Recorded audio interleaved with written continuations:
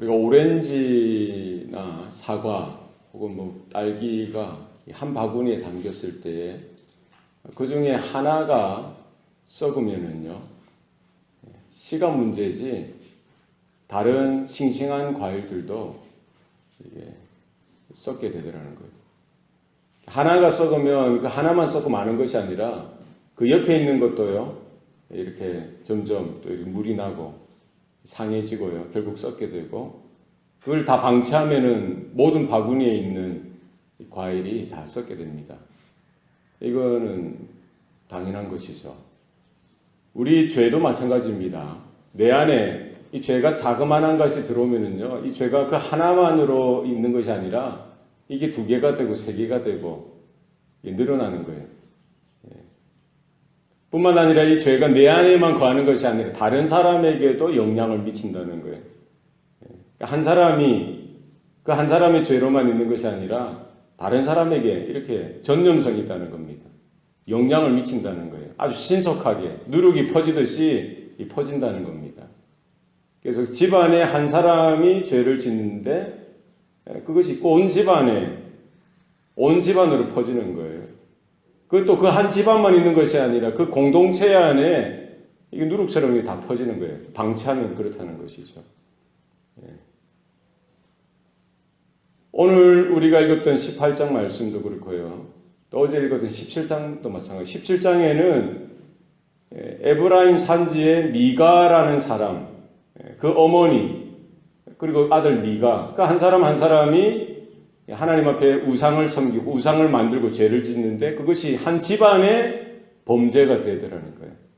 그러니까 한 사람의 그 배도지만 그것으로 끝나는 것이 아니라 집안 전체가 하나님을 배도하는 것으로 되어지더라는 것이죠.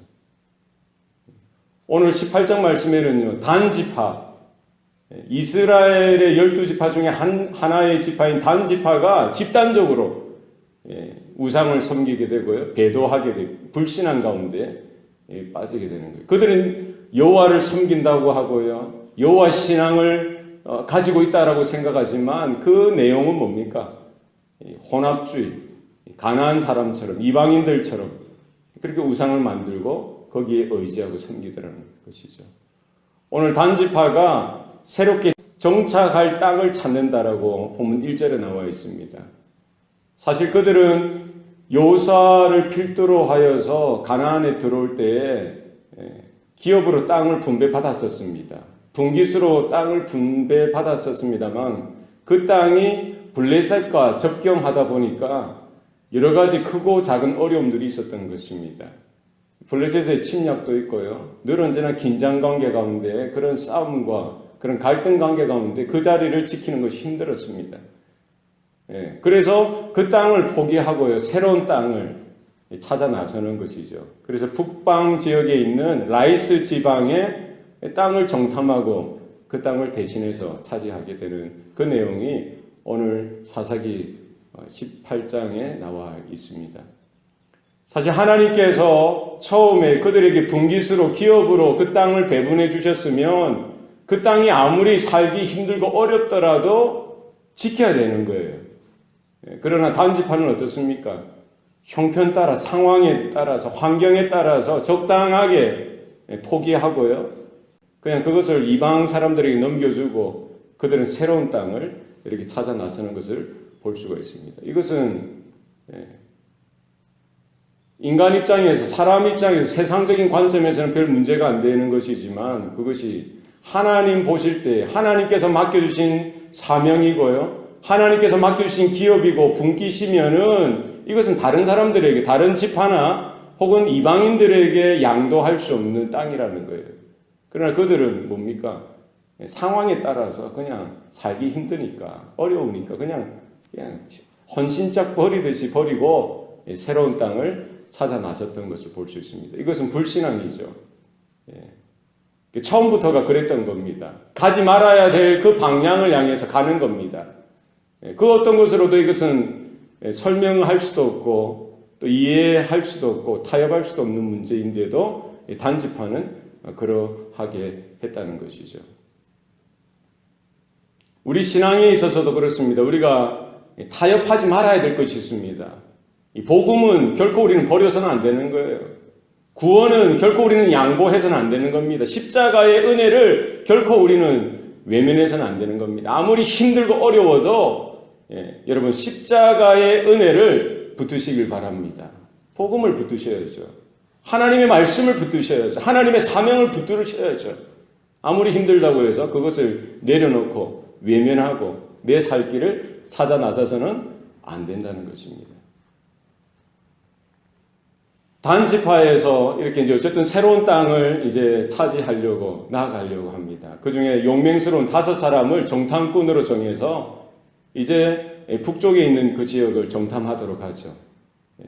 그래서 먼저 에브라임 산지의 미가의 집에 머물게 되고요. 거기에서 레위 청년, 미가의 집안의 개인적인 제사장이 되었던 레위 청년의 소리를 듣고 또 그를 알게 되고 그에게 몇 가지를 물어봅니다. 누가 너를 이 집으로 보냈느냐? 너는 여기서 무엇을 하고 있느냐? 너는 여기서 무엇을 얻었느냐라고 이렇게 묻습니다. 그 레위 청년은 어떻게 그가 그 미가의 집에서 제사장이 된 것에 대해서 여차여차 자초지종 아주 자세하게 이야기를 다 합니다. 그 이야기를 듣고 그 단지파의 정탐꾼 5명은 그에게 묻죠. 네가 하나님께 여쭈어서 우리가 지금 정탐하고 나아갈 그 길이 평탄할지 한번 알아봐 주라. 그가 이렇게 이제 기도했겠죠. 그리고는 평안히 가라. 너희 가는 길이 여호와 앞에 있다라고 이야기해 주는 거예요. 어떻게 보면은 이 미가의 집안에 있는 제사장과 단지파의 5 정탐꾼의 대화가 아주 신앙적인 대화처럼 보입니다만 결코 그렇지 않습니다. 하나님이 함께 하시는지 좀 기도해 주세요. 아주 신앙적인 대화지 않습니까? 그러나 그렇지 않다는 거예요. 이미 그들의 길은 뭐예요? 하나님께 불순종하여 나아가는 길이라는 거예요. 그거는 기도하고 안 하고 떠나서 그것은 누구든지 그 전후 문맥만 알면은 그건 기도할 필요가 없는 거예요. 그 길은 무슨 길이에요? 하나님으로부터 불순종하여 떠나는 길이기 때문에 자기들도 알겠죠, 사실은. 왜 모르겠어요? 그 땅이 얼마나 귀한 땅인데 그 땅을 포기하고요. 자기들 마음대로 이제 새로운 땅으로 나아가는 것이죠. 그것은 하나님이 기뻐하시지도 않을 뿐만 아니라 하나님께서 함께 하시지도 않는 길이라는 것입니다. 그럼에도 불구하고 이 5 정탐꾼은 뭡니까? 신앙의 형식은 찾는 거예요. 습관을 쫓아서 예전에 했던 그런 아버지나 할아버지 때 했던 그런 습관이 있더라는 거예요. 명목상에 그냥 습관이에요. 습관. 정말 신실하고 간절하고 하나님의 뜻을 정말 알고 싶어서가 아니라 형식이죠. 형식. 분명히 하나님의 뜻은 분명한데 우리가 그런 식으로 신앙생활을 한다는 겁니다. 정말 하나님의 뜻이 분명하잖아요. 그러니까 레위 사람 이 청년 미가의 제사장 되었던 그 청년도 뭐예요? 마치 주술 하듯이 점을 보듯이 그러니까 세상 사람들처럼 이방 사람들이 점괘를 들고 점을 치듯이 그렇게 하는 겁니다. 교회에서 이렇게 하는 경우가 비일비재하다는 거예요. 목사가요 하나님의 말씀을 전하고 하나님의 길에 대해서 말씀해야 되는데 성도들이 원하는 것, 듣기 원하는 것, 신비하게 기도한다고 하면서 그 길은 하나님이 어떻고 엉뚱한 이야기를 하는 거예요. 점집에서 하듯이 무당이 점치듯이 그렇게 이야기하는 경우가 있다는 거예요. 그렇게 해서는 안 된다는 겁니다.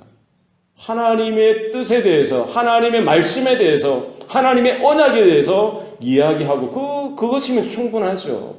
왜 그들이 모릅니까?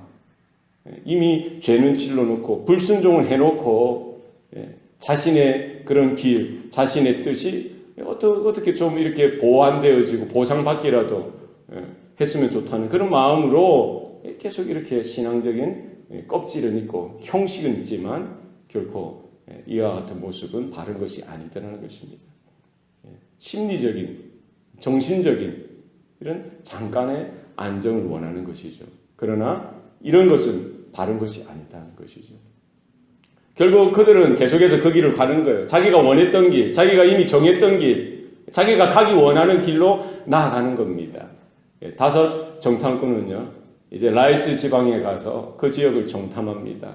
아주 조용하고 깨끗하고 넓고 평안하고 모든 것이 부족한 것이 없는 그 땅, 시돈처럼 안정한 곳이라고 했어요. 그리고 시돈과 멀리 떨어져서 누구도 그 땅에 전쟁이 나도 도와줄 수 없는 그런 지역이라고 그들이 평가하고 바라보고 이제 자기가 떠나왔던 곳으로 소라와 에스다 곳으로 돌아가서 정탐했던 것을 보고하죠. 그것은 우리가 취하기에 적당하다. 하나님이 우리에게 주셨다. 가서 취하자. 왜 가만히 있느냐. 어서 가자.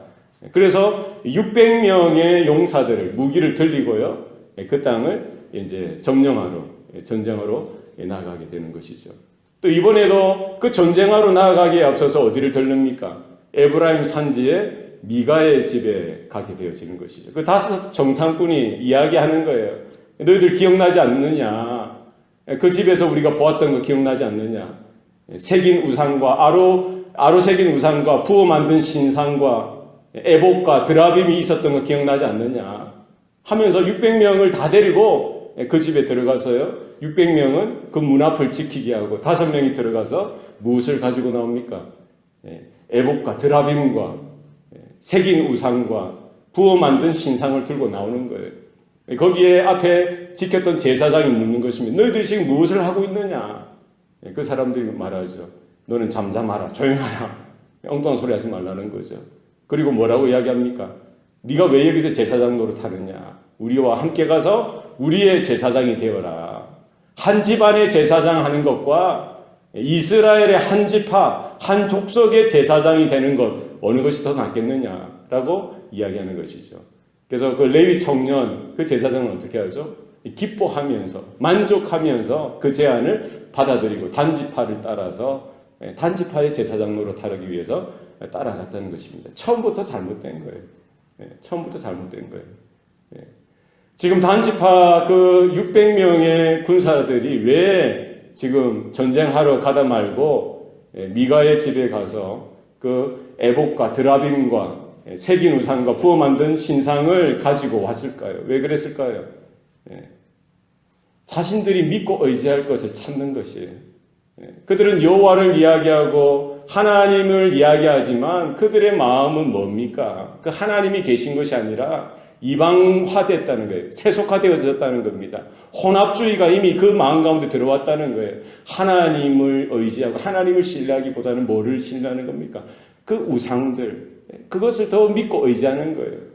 아마 이런 생각이 있었을 수도 있겠죠.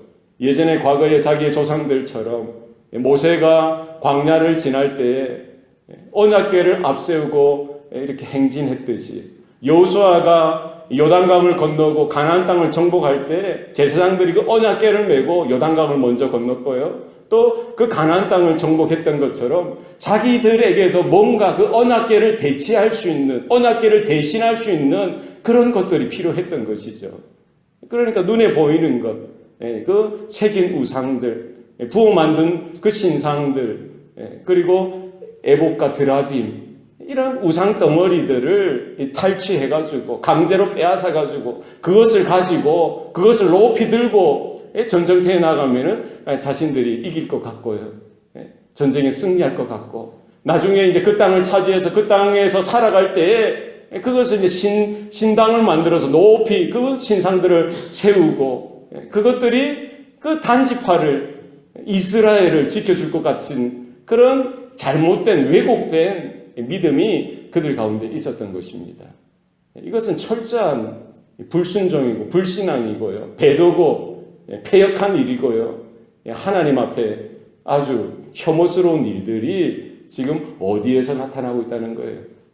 한 집안을 넘어서 이제 한 지파 가운데 그 단지파 가운데 이와 같은 일들이 발생하고 있고요. 이건 집단적으로 한 사람도 예외 없이 집단적으로 사단의 해외의 속임수에 빠져서 타락함 가운데 폐역 가운데 나아가고 있더라는 것입니다. 오늘날도 마찬가지예요. 한 사람 또 한 집안을 넘어서 한 교회가 이 또 한 교회도 넘어서 한 총회가 전체적으로 뭐예요? 배도의 길을 가고요. 폐역한 길로 가고 있는 이 세대입니다. 미국이 그렇죠. 지금 뭐 동성애 결혼이라든지 동성애 목회자라든지 이것이 다 합법화하고요. 미국에서 헌법에서 합법하기 전에 미국에 있는 한 교단이 합법하고 동성결혼 성경적이다. 동성결혼을 합법하는 이게 오늘 본문에 나와 있는 단지파의 모습이랑 뭐가 차이가 납니까? 똑같죠. 과거에 우리 대한민국 조선이었을 때 그때 장로교가 생겼죠. 한국에 감리교도 생겼습니다. 그때 뭐가 있었어요? 일제 치하에서 천황 숭배에 대해서 천황에 절하는 것에 대해서 동방삼배입니까? 동쪽을 향해서 3번 절하게 하는 것. 그것을 교회가 총회적인 결의로 통과를 시켰던 거예요. 총회가. 그래서 그거는 목사 한 사람, 장로 한 사람의 이야기가 아니라 교회 한 교회의 이야기가 아니라 전체 총회가 그것을 정당하다고 이것은 종교적인 행위가 아니라 문화적인 하나의 정치적인 그런 하나의 결의로 천황 숭배를 통과시켰던 거예요. 그것은 뭐예요? 집단적인 배교가 오늘날에도 똑같이 반복되어져 나올 수 있고 나오고 있다는 것이죠. 여러분 이것은 하나님 앞에 패역한 일이고요. 하나님 보시기에 아주 수치스러운 일이고 가증한 일이라는 사실을 우리는 기억해야 됩니다. 그 어떤 것으로도 그 어떤 논리로도 그 어떤 이론이나 그 어떤 상식으로도 이것은 설명할 수도 없고 정당화할 수도 없는 죄라는 거예요. 죄는 분명합니다. 왜 하나님께서 이 사사기 이제 16장으로 끝내지 아니하고 17장에 또 18장에 계속해서 21장까지 이 이스라엘의 수치스럽고 부끄러운 일들을 이렇게 말씀으로 기록해 남겼겠습니까? 이것이 죄가 얼마나 부끄럽고 수치스러운 것이고 얼마나 치명적인 것이고 얼마나 더럽고 추악한 것인가에 대해서 분명하게 말씀하고 또 오고는 모든 세대 가운데 하나님의 사람들에게 경고로 삼으시는 것입니다. 여러분 우리 안에 있는 죄를 또 혹은 우리 가정과 우리 교회 가운데 이와 같은 죄가 있을 수도 있다는 거예요. 우리가 복음을 지키고 진리를 지키지 못하면은 십자가의 그 은혜, 그 언약을 분명히 하지 못하면은 이런 죄 가운데 빠질 수도 있고요. 한 사람이 아니라 이 교회 전체가, 총회 전체가 한순간에 넘어지고 사단의 밥으로 전락하게 될 수도 있다는 사실에 대해서 우리가 경각심을 가지고 우리 하나님의 은혜 가운데 다시 서고 하나님의 그 언약과 그 하나님의 그 복음 가운데 다시 우리 자신들을 돌아보고 확인하고 점검할 수 있는 일들이 오늘도 우리 가운데 있기를 바랍니다. 우리 죄를 허용해서도 안 되고요. 죄를 우리가 그냥 두고 봐서도 안 됩니다. 날마다 회개하고 자복하고 통회하고 날마다 복음 앞으로 말씀 앞으로 하나님의 은혜 가운데 우리가 새롭게 되어지는 그런 일들이 날마다 있기를 소원합니다. 기도하시겠습니다. 살아계신 아버지 하나님, 오늘도 우리에게 생명 주셨사오니 하나님 그 생명 따라 또 믿음을 가지고 그 은혜 가운데에 하나님 걸어갈 수 있도록 도와주시옵소서. 그 어떤 죄는 우리가 모양이라도 버리게 하여 주시고 또 피 흘리기까지 대항해서 싸울 수 있도록 하나님 우리를 주장하여 주시고 우리의 마음을 지켜 주시옵소서. 우리 바라보는 것들, 듣는 것들 가운데 보이는 대로 들리는 대로 하는 것이 아니라 하나님께서 무엇을 원하시는지 우리가 온전히 확연히 바라볼 수 있도록 성령께서 진리의 빛으로 비춰주시사 우리의 가려졌던 것들, 우리의 어두워졌던 것들이 하나님 다시 한 번 더 환하게 하나님 열려지게 하셔서 분명하게 바라보고 깨달을 수 있도록 은혜를 더하여 주시옵소서. 우리의 자녀들을, 우리의 가정을, 우리의 교회를 진리로 주님의 십자가의 그 은혜로 언약으로 우리가 지키고 수호할 수 있도록 하나님 우리에게 힘을 주시고 믿음을 더하여 주시옵소서. 이 세대를 우리가 중보하며 또 하나님의 바른 구원의 길을 증거하고 전파하는 우리 모든 성도, 우리 교회가 되도록 주장하시고 붙드시고 사용하여 주시옵소서. 감사드리고 예수님 이름으로 기도합니다. 아멘.